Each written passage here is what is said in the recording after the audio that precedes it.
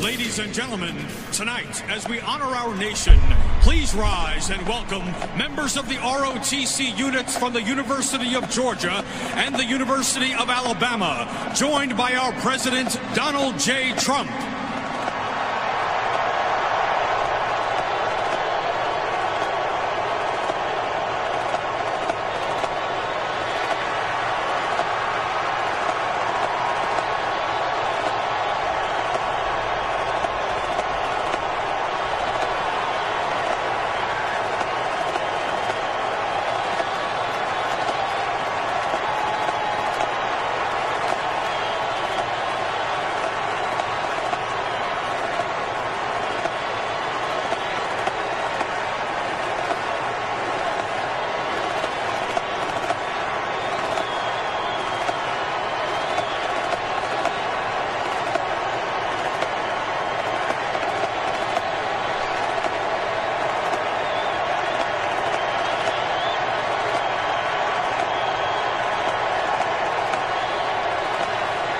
Please remain standing and remove your hats as our nation's colors are presented by members of the United States Marines Bravo Company, 4th Reconnaissance Battalion, Smyrna, Georgia.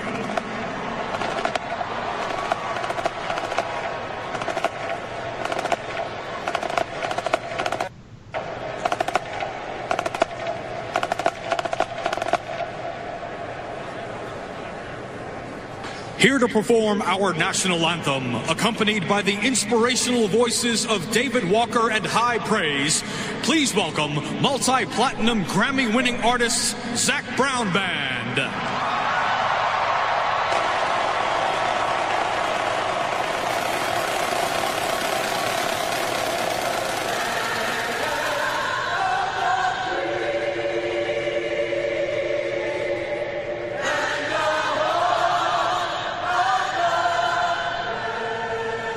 Oh, say, can you see by the dawn's early light what so proudly we hailed at the twilight's last gleaming, whose broad stripes and bright stars through the perilous fight o'er the ramparts we watched were so gallantly streaming, and the rockets wrangling, the bombs bursting in air, gave proof through the night that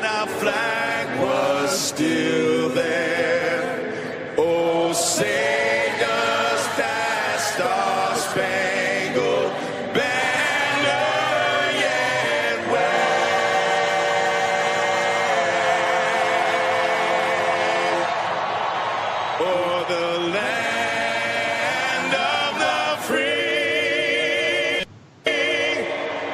and the home of the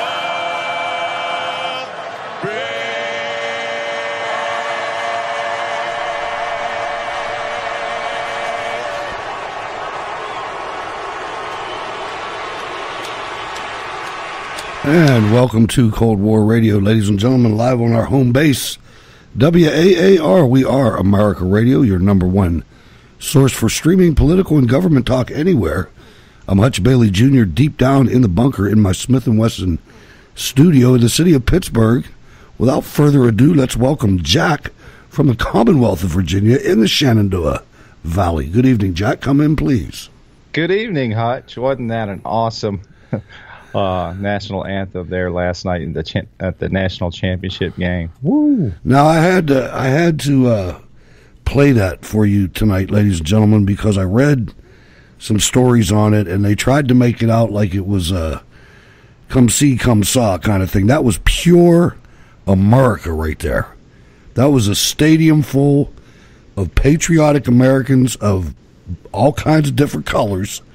As a matter of fact, the backup band was all black, and there wasn't a soul kneeling in the whole place, and the NFL should be truly ashamed of themselves. They really should. I mean, that was the way it's supposed to be. Please follow me on Spreaker, ladies and gentlemen. Like the Facebook page, facebook.com/Cold War Radio 22. You can catch the show on Roku, Blueberry, YouTube, the405media.com, iHeartRadio, and you can get the Cold War Radio app free in your app store, whether for Androids or iPhones. The email is hutch@steelcityresistance.com. I often wonder why I made that address. That is such a long one, but there it is. The Cold War Radio patron hotline, 412-567-1460, is activated. The chat room is up on Spreaker. And please go to steelcityresistance.com, catch the show notes links, become a Cold War Radio patron there. If you want to send mail, it's Hutch Bailey Jr., P.O. Box 96022, Pittsburgh, Pennsylvania, 15226. All of that is available in the chat room from time to time. Please think about us in February on the Wayne Dupree Show and go to GoFundMe.com/CPAC 2018 WDS and help us with that effort. Now, speaking of patrons, I've heard a couple reports that the Cold War Radio calendars have been arriving, so that's a good deal. I hope you enjoy them. We'll go through some more things like that throughout this year. Haven't thought exactly as specifically about it. We have a coffee cup thing in mind. Don't know how far that's going, but we'll see what happens. Now, Jack, with that outstanding rendition of being patriotic and things of that nature, there was a running back from Alabama, as a matter of fact. I want everybody to know his name, Bo Scarborough.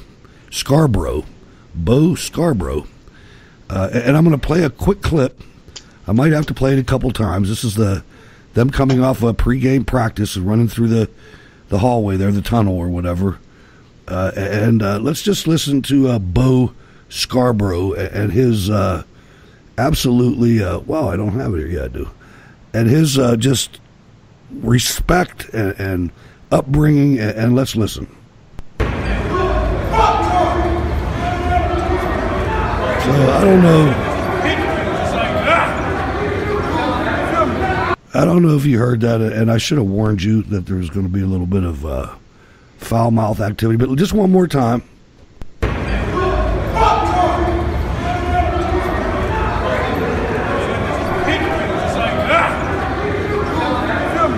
Now, the reason I played it twice is because, like a typical leftist petulant child, when confronted, there's an update. Alabama's Bo Scarborough, probably a good candidate to go to the Cleveland Browns. Alabama's Bo Scarborough, that's Bo Scarborough, claimed, and you heard him, he said F Georgia, right? Isn't that what he said? F Georgia. I don't think that's what he said. You know, I mean, it's pretty clear he said F Georgia. The only problem is what he said only had one syllable. So it bothers me more when they can't own up to what they do. If you're going to say misled youth. I mean, you're looking at the product of what going to university, and that's like right now these days, the university, to be in the cool club, you have to hate the president, right? Well, I'll tell you what, they didn't hate him in those stands. No, it was overwhelmingly supportive. I even heard USA, USA being chanted. So it's awesome. It's unfortunate. This is a product of the liberal university system. But as with most things that are like hip or popular right now, you always have a counterculture, and there's quite a few young folks that aren't in the universities now in high school that support the president 100%. Right, absolutely. And they're like bucking the system. So as much as it angers us or upsets us, I just look at it as misled youth. They've been brainwashed into this way of thinking, and it's like a clique. It's just easier to be with the sides that is hating right now than to be in the side of America and the folks that understand what the president is doing for this country. Being old school military, not to be confused with today's military, but being old school military, I'm a big fan of people having to pay for what they do. And that was Bo Scarborough, ladies and gentlemen. Bo Scarborough. Don't forget that name, because later on he's going to have to account for what he said. He said that with heart. I mean, it was hard. Stacy, out of your coma, I imagine by now. Oh my God! I just was tuning in because I hadn't been able to listen much over this past week, and heard you talking about Bo Scarborough, and I thought, oh dear God, I have to call in about that. What a class act that guy is, right? What an upstanding, role model for other kids to aspire to on that Alabama team. And I haven't looked in the last few hours, but I don't recall hearing anything about Alabama football or Nick Saban addressing that thug. But I think he should be held to account. When I saw his tweet today saying he said F Georgia, as if that's really that much better, right? Right. But the level of disrespect, it's unbelievable to me. Not the type of person I would want on my football team. But I guess if he's an important player, Nick Saban won't really care. It is sad. It really is. I mean, it's just there's anger in that voice, and if you talk to him, he wouldn't even be able to explain why. No, he wouldn't be able to explain why. Oh, black unemployment is at the lowest rate in years. Yeah, Trump's a big old fat racist who's just bad for the U.S. and bad for the black community. I mean, just the ignorance and the, I don't mean to make assumptions here, but my son would be slapped upside the head. Number one, he would never do that, even if it was Obama coming to the game. No. And I mean, it just speaks volumes as to how kids these days are raised.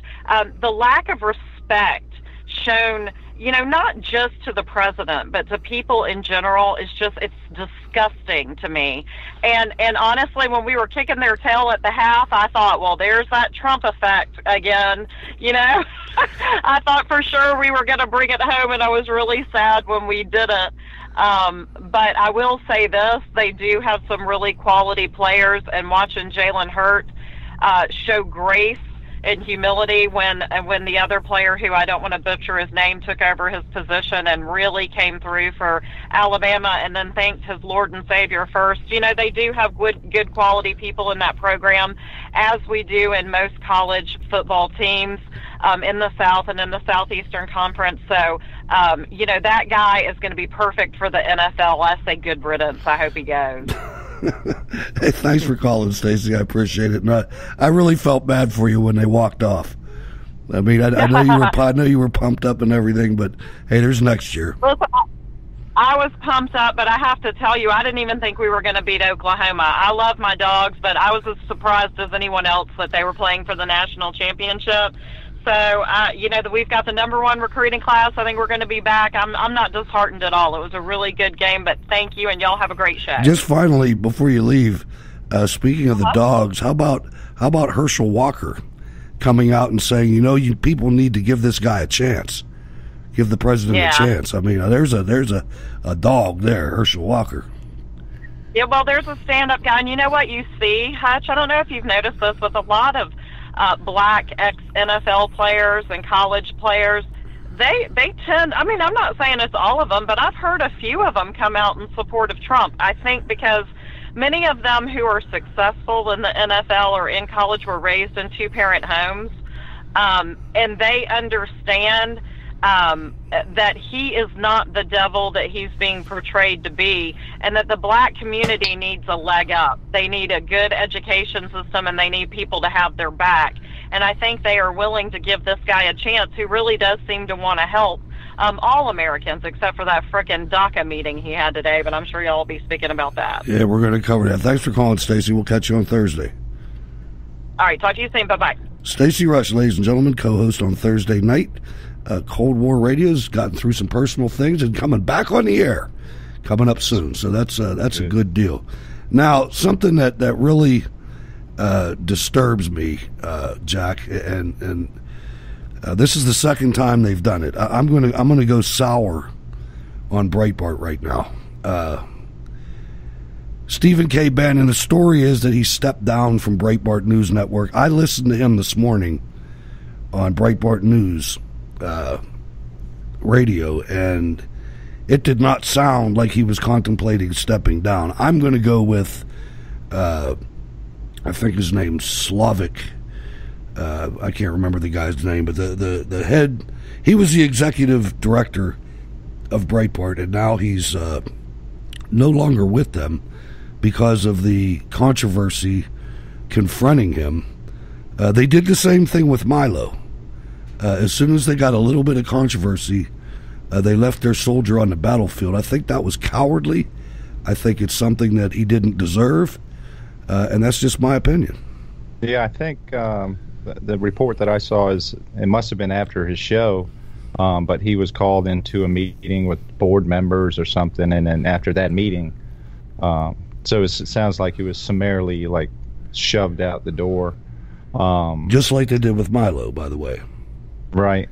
And with Bannon's thing, I'm still, with the book thing and the feud with the president and the folks in the White House, I'm just still scratching my head over that whole scenario, because I never considered Steve Bannon to be that petulant.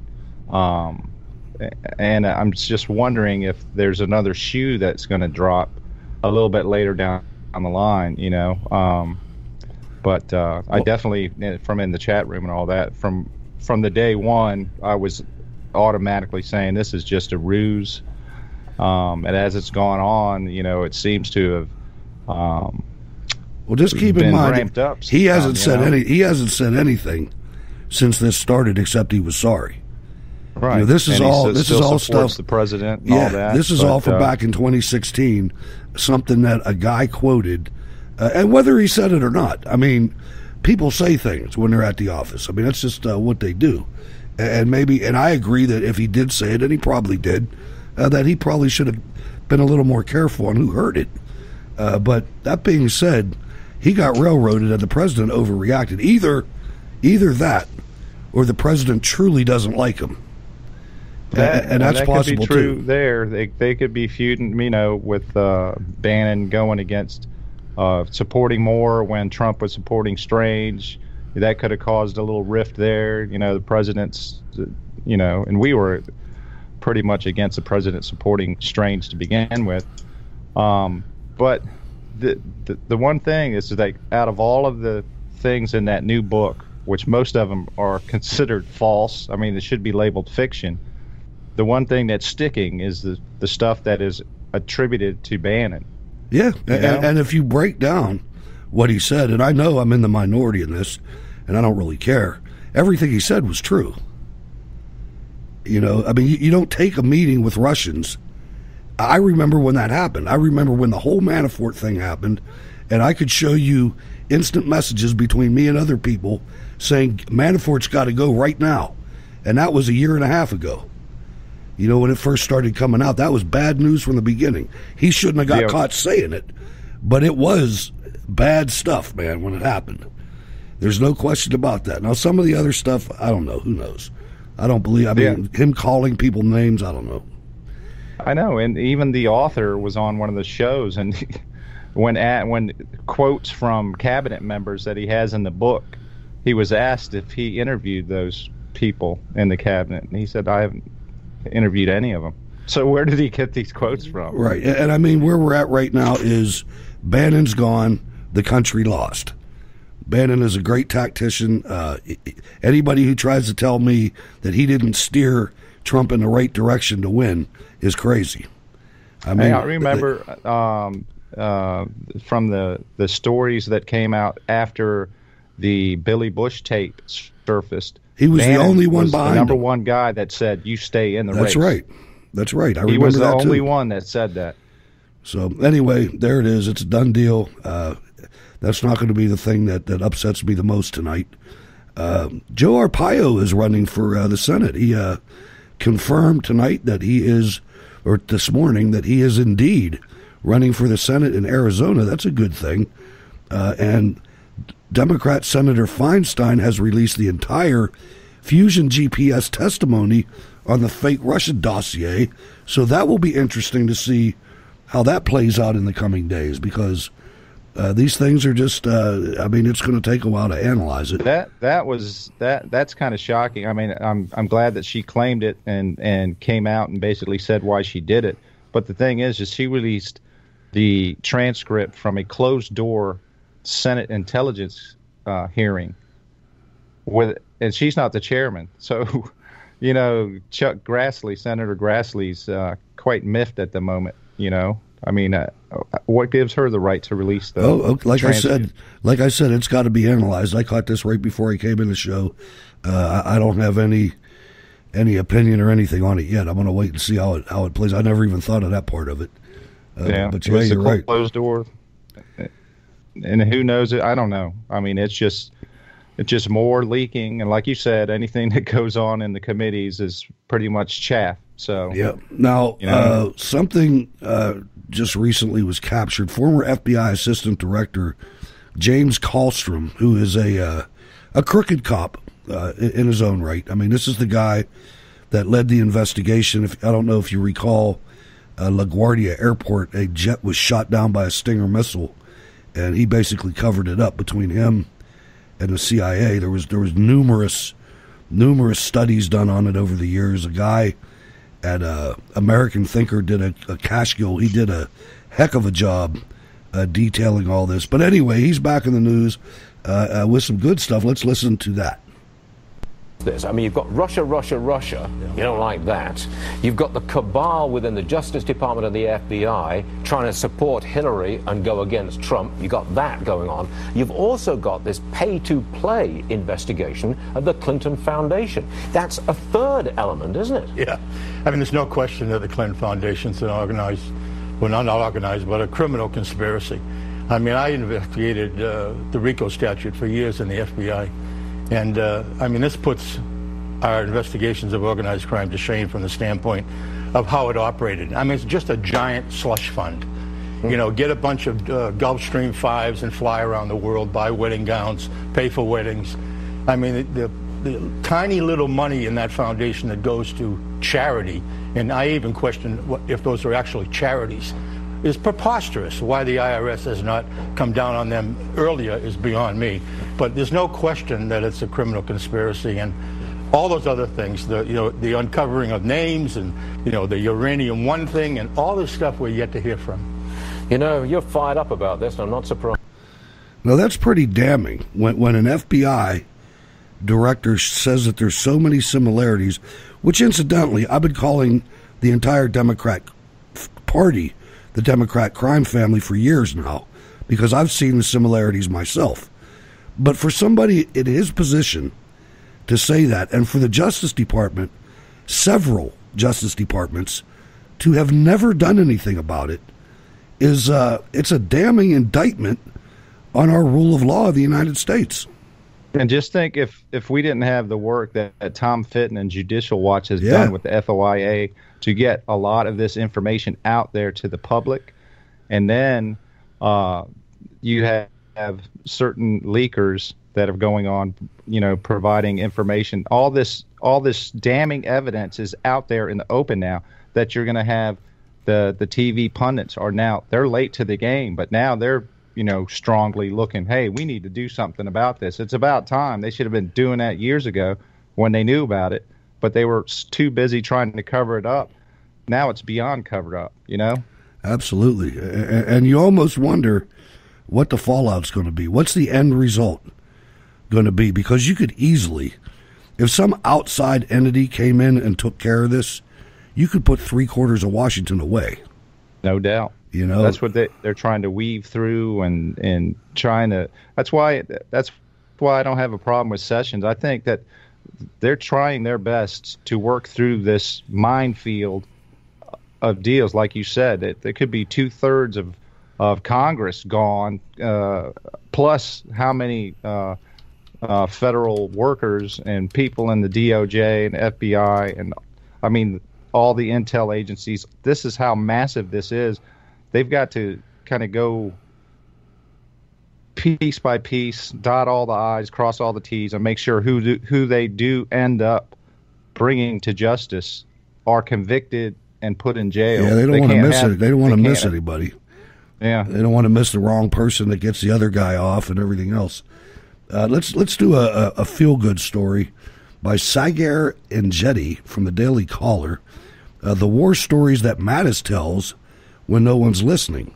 Secretary of Defense James Mattis opens up with war stories to troops in the field under little media scrutiny, the Associated Press reports. The AP accompanied Mattis on several trips by the Defense Secretary abroad, witnessing him dispensing stories from his nearly 40 years in uniform as a U.S. Marine. My name is Mattis, and I work at the Department of Defense, the Secretary reportedly said. Well, he didn't reportedly say that. Let's listen to him say that to some Marines at Guantanamo Bay.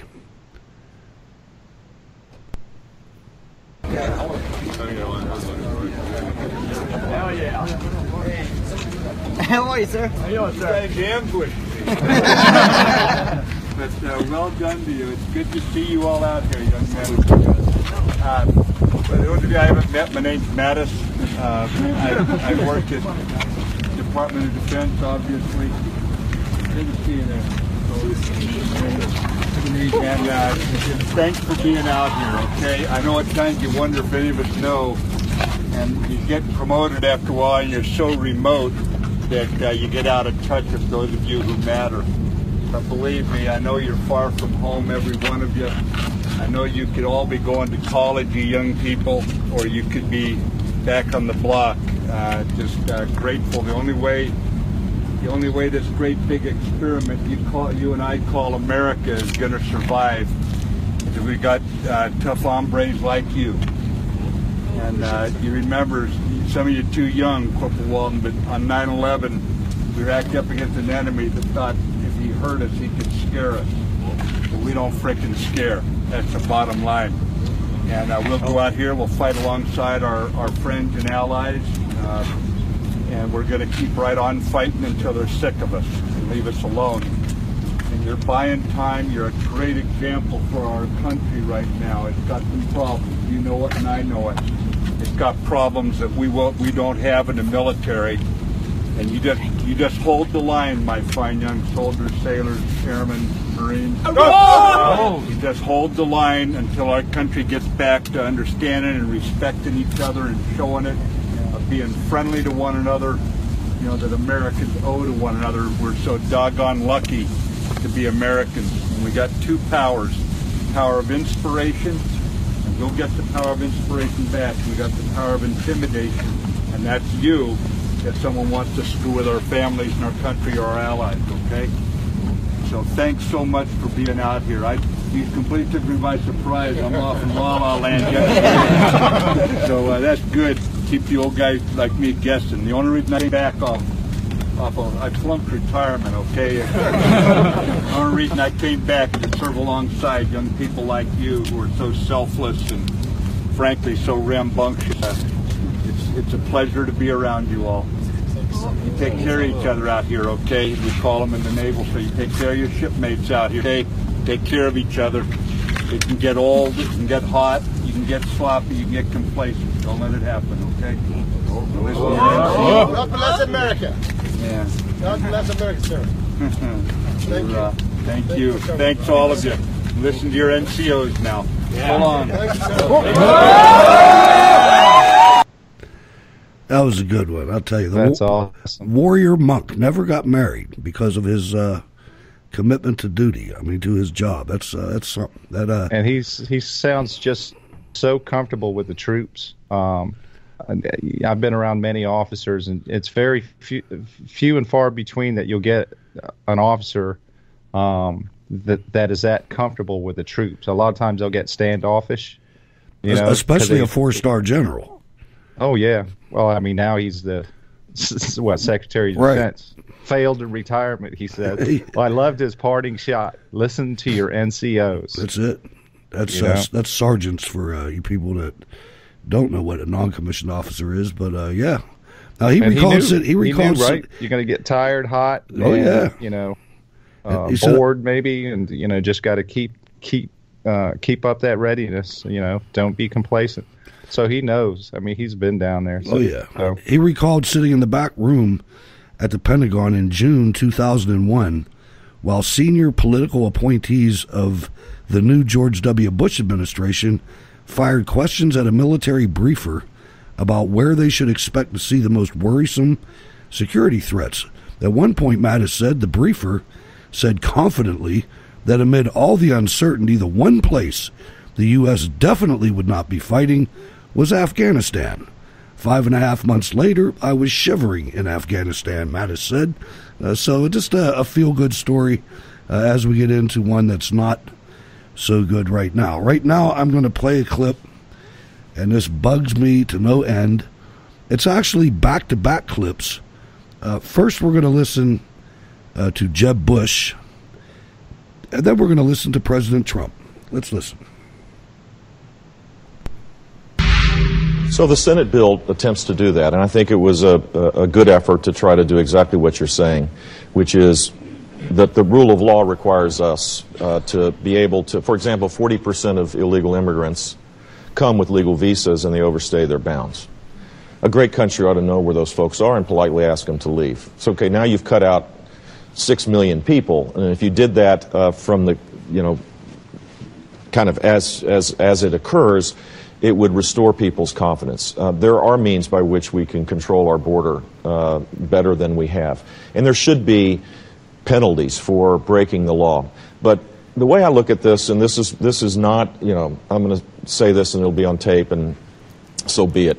The way I look at this is someone who comes to our country because they couldn't come legally, they come to our country because their families, a dad who loved their children was worried that their children didn't have food on the table. And they wanted to make sure their family was intact. And they crossed the border because they had no other means to work, to be able to provide for their family. Yes, they broke the law, but it's not a felony. It's kind of it's an act of love. It's an act of commitment to your family. I honestly think that is a different kind of crime there should be a price paid, but it shouldn't rile people up that people are actually coming to this country to provide for their families. And the idea that we're not going to fix this but with comprehensive reform ends up trapping these people when they can make a great contribution for their own families, but also for us. So I think we need to get beyond the harsh political rhetoric to a better place. The great number of people that come here to this country come because they have no opportunities in other places. They may love their country, but they come here because they want to provide for their families, and they can make a contribution to our country if we actually organized ourselves in a better way.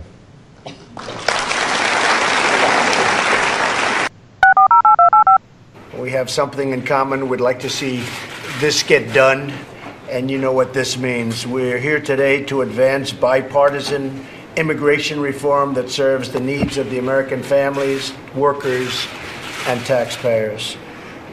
It's DACA.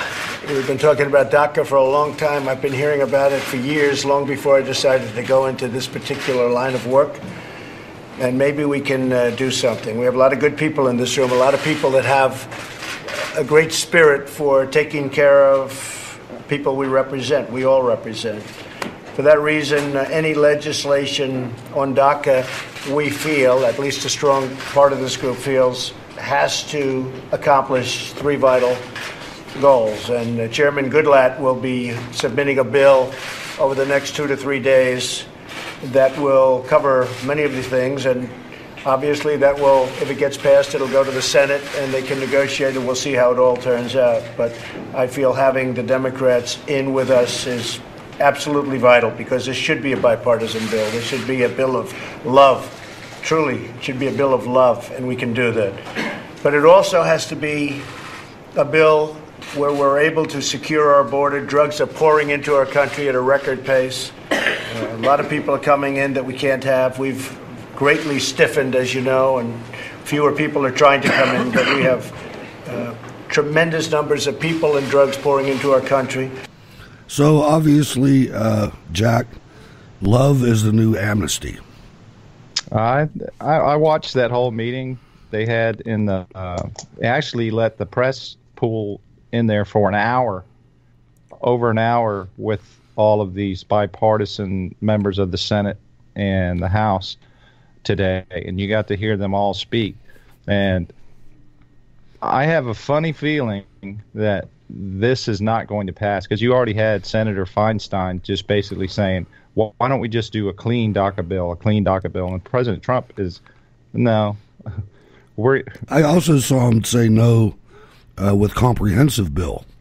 And right. I don't agree with either one of those. They actually broke it into two. So this one is what they're trying to attempt to do first is DACA, but in order for anything to do with DACA, you're going to have the wall, you're going to have the end of the chain migration, the end of the visa lottery, and another thing that escapes my mind. And I already heard Castro. Points. Castro said that there's no way that the majority of Democrats will never vote for anything that has the wall in it. Right. So I think he's setting up, because he put this all on Congress's plate last year, remember? Mm-hmm. And he put it up there. And this year is an election year. You're going to start having primaries coming up soon in the spring. And for some reason, I'm thinking that he's actually, and he did it today, too. He goes, you guys are the ones that need to get this done, work it through, the love bill and all this stuff, bipartisanship. And when it doesn't end up happening, who do you think he's going after when it comes to election? I want people that's going to get things done. I mean, we still don't have a budget. No, we probably won't. So, he's playing nice, and a lot of people worry. I still don't understand why some folks are saying, well, if anything with DACA pass, you have to, if you're going to accomplish things, you're going to have to compromise on some things. So to be so firm on DACA being completely off the books and that you'll never vote for President Trump again, who are you going to vote for? Who else is out there that's capable of doing what this man has already done in a year? Well, the problem is that once this passes, all that is null and void. Nothing matters if this passes. Nothing he can do means a hill of beans if our country is demographically switched to have super majorities of Democrats for the next 100 years. No, I think this is only 800,000 people, and that's only the ones that were here in the last couple years. There's 10 million. There's 10 million other ones. Part of what he is saying today is that this ends, the border is secured, the chain migration ends, and the merit-based refugees or immigrants is the other one. Merit-based. To me, there's no way. There's no way these DACA people get to jump in front of everybody else. For one thing, that's not fair to all the other ones. I agree with that. I don't know what the wording is on how they're going to try to accomplish because I haven't seen the bill yet. But just from listening to a few of the Democrats on that roundtable today, I just don't think they're going to come to any kind of agreement. They might in the House. Well, I hope they don't. As soon as it goes to the Senate, I don't think there's any way that the president's going to get everything that he wants. And if he doesn't get what he wants, he's not going to sign it. Because I want to refresh everybody's memory and just make you understand how dangerous these DACA people are. These people started coming not from Mexico. They came all the way from Brazil. I mean, the whole of South America they came from. And they came all the way up through, and they came in on trains. And they came in on buses, and they came in walking. And when they were collected at Obama's Border Patrol camps, they were strategically moved to places where they would make a difference in the vote. I don't know if you remember that, ladies and gentlemen, but there were tens of thousands of them, and they say they were kids, but they were borderline. They were 18 years old, 19 years old, maybe there was some 16, but there was no little toddlers. And they shipped them out in the middle of the night. I remember buses landing in cities, and they were taken to places that were lean red, and things like that. They're in places right now. They're in South Dakota, North Dakota. They're in places where they can make a difference with the vote, and that's the plan. That's the only reason that anybody cares about these DACA people on the Democrat side. And there's even been memos that have been leaked that say this is critical for electoral contests in the future. It's terrifying, and you have to shut your heart off when it comes to this. This is something that you have to use your mind only, not your emotions, because nobody wants to hurt kids. But I don't see why there's any reason why they can't be returned home. There's no reason. They're not refugees. They're not coming from war-torn countries, with the possible exception of Venezuela. But everywhere else, I don't know. We're going to have to watch this. I just don't. The clip was entitled, "Trump Channels His Inner Jeb Bush." So that's just something that, let's see what... I can see why. I mean, I'm just trying to look back or look at it strategically. I don't, from what I saw today, I don't see how it's going to pass both houses. Well, I mean, I hope not, but I hope he uses his brawn a little bit and pushes the wall through anyway. Ken from King George, what's going on? Hey, not much, Hutch. And Jack, I mean, like Trump said earlier when he first started running, they're not sending us their best and their brightest. We just had a judge, I think it was 2 days ago, finally make a decision on a guy that was here, I guess was, October of last year. So this thing, he's been sitting in jail for a while, close to 14 months till they finally had the trial. But this guy was leaving Fredericksburg, coming back to our little sleepy little town out here, ran this woman off the road and raped her for 3 hours. She eventually got away. He disappeared. I think they finally caught him down in North Carolina, and he was wanted for a bunch of other stuff too, but he's going to sit in jail for a while. So, for one, he was here illegally from El Salvador. Now us taxpayers are going to sit for him to rot in jail somewhere because he's got 2 life sentences. So, I mean, the heck with these people. You want to come over here and act like a bunch of animals? No, you can go back to where you came from and act like an animal. Well, we spent several hundred years selecting who was allowed to come here, and then Ted Kennedy came along and blew the whole thing up, and now we're paying for it. So, hey, thanks for calling, Ken. Appreciate it, and we'll follow this all the way through. Oh, yeah. Thanks, Ken. All right, we got another guy, Combative Mohammed Abraar Ali, kills a police officer, Andrew Camilleri. This is a Christmas story postscript in Sanctuary, Criminalfornia, from Front Page Magazine and Lloyd's Billingsley.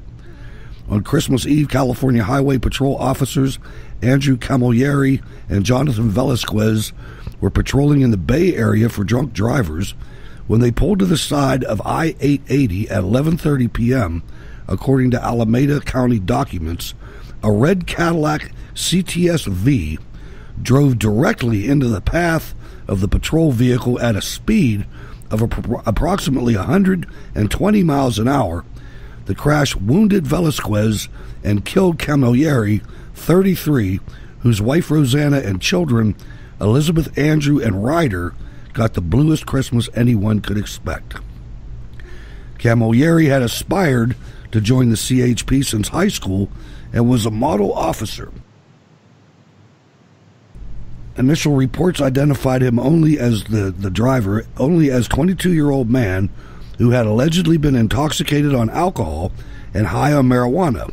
A drunk, stoned driver killing a police officer is a serious matter, and many Californians wondered why the CHP had not released the driver's name, booking photo, and any background information of interest. Nothing emerged until more than a week later, on January 2nd.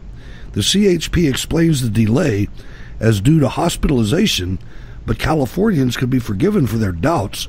As it happened, the state's new sanctuary legislation kicked in on January 1st, and the driver, who had taken Officer Camilleri's life, was identified as Hayward Man Mohammed Abraar Ali. The CHP did not inquire about his immigration status. Nothing emerged until more than a week later on the 2nd.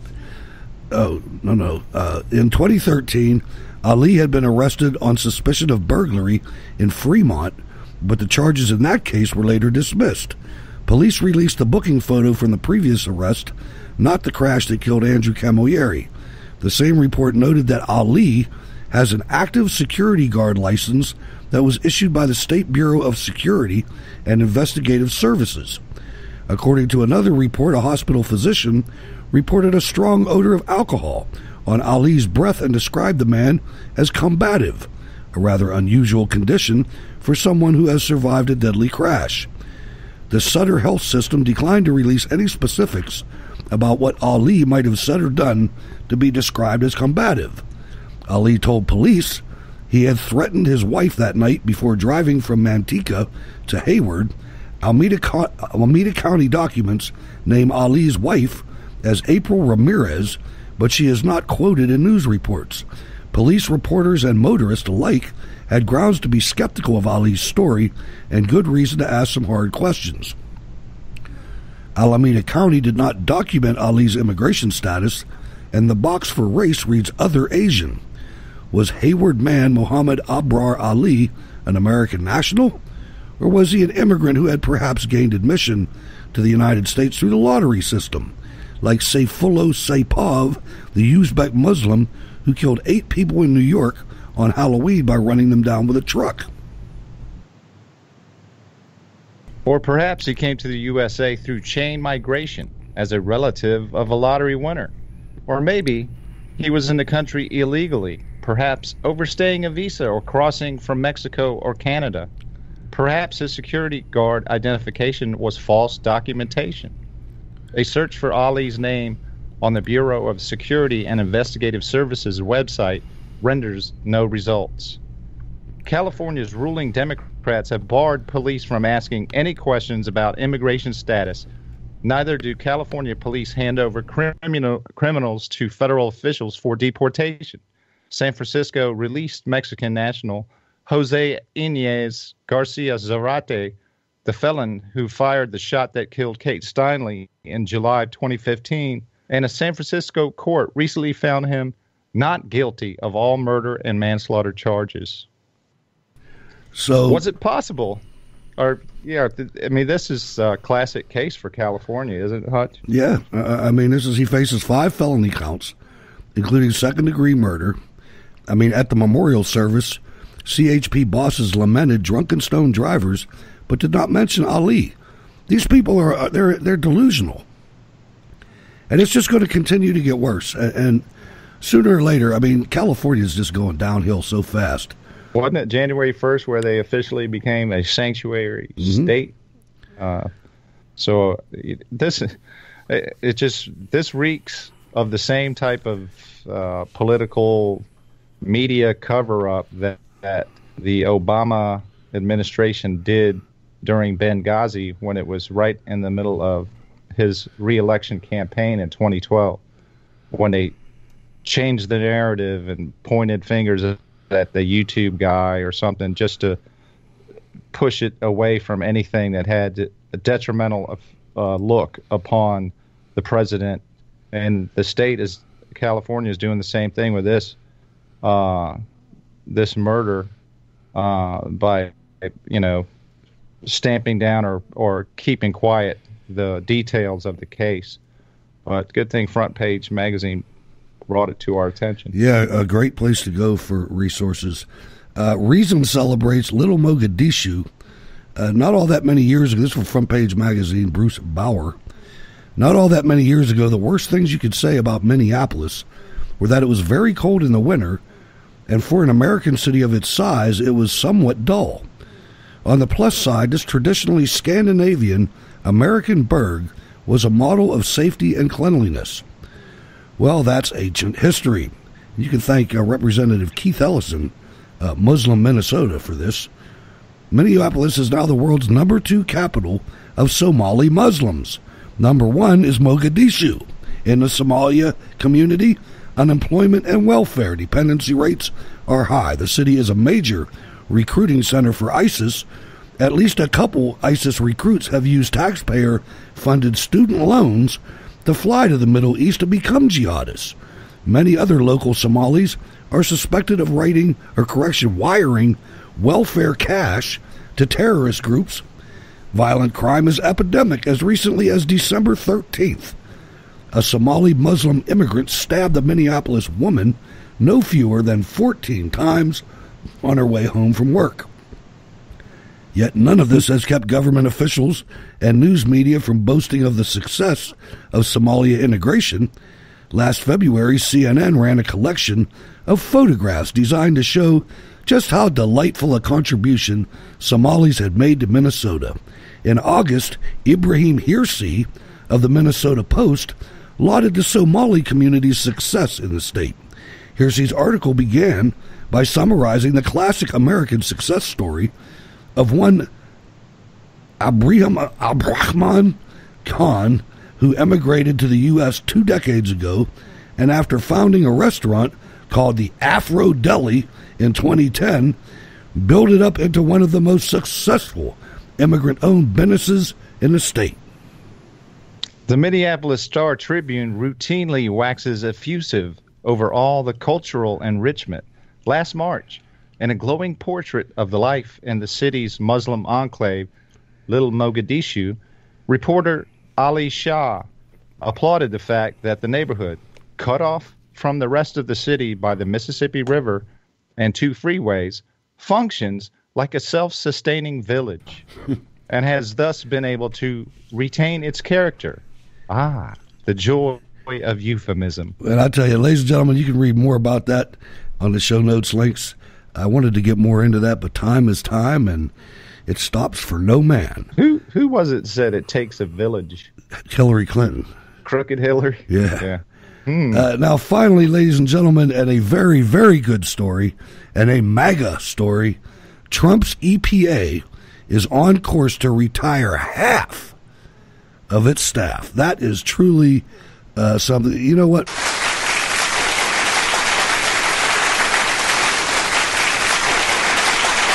Hello? Yeah, you can't hear that. That was an applause line. But it almost worked. But 3 cheers to the EPA. They're proud to report they are reducing the size of government, protecting taxpayer dollars, and staying true to our core mission of protecting the environment. EPA Administrator Scott Pruitt said in a statement to the Washington Examiner. So that is truly, truly good news, Chuck. That's great news. I think what they're doing at EPA is awesome. I think what Secretary of State Tillerson is doing with the State Department, I think the last number I saw was he reduced it last year by 3,000.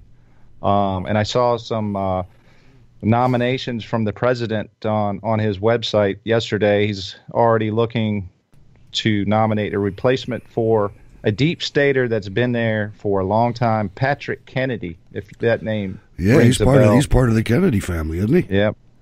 But he was involved with Clinton, and I think that Sid Blumenthal and all that.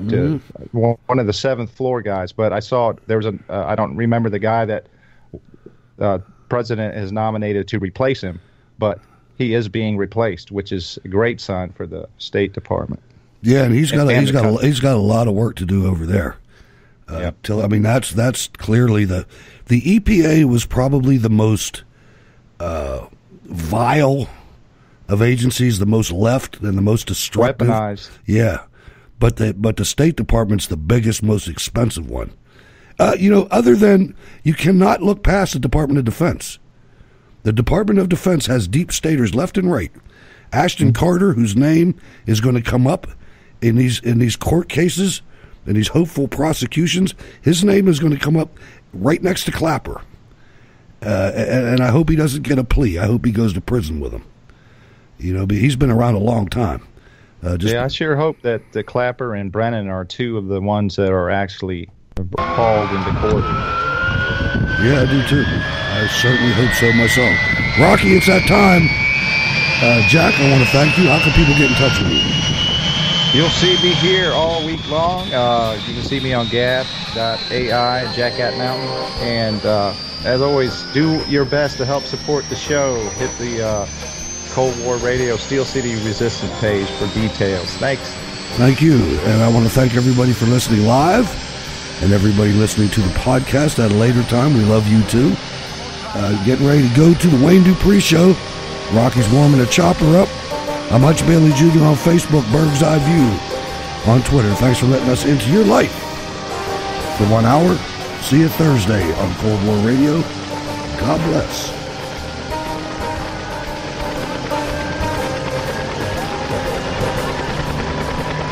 All right, brother.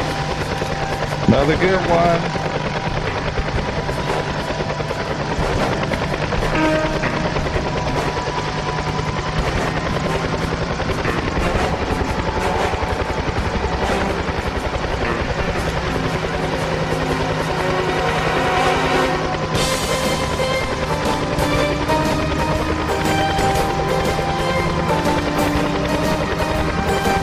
Cold War Radio Eagle 1 cleared for takeoff.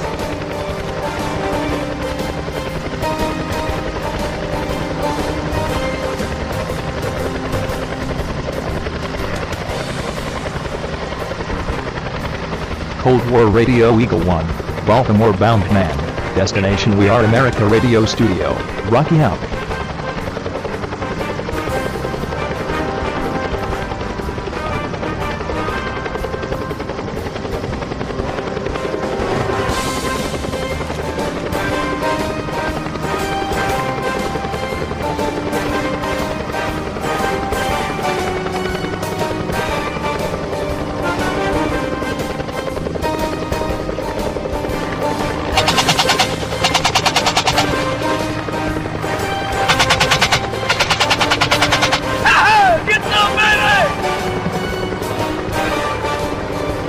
Hey Rocky, hit the green button.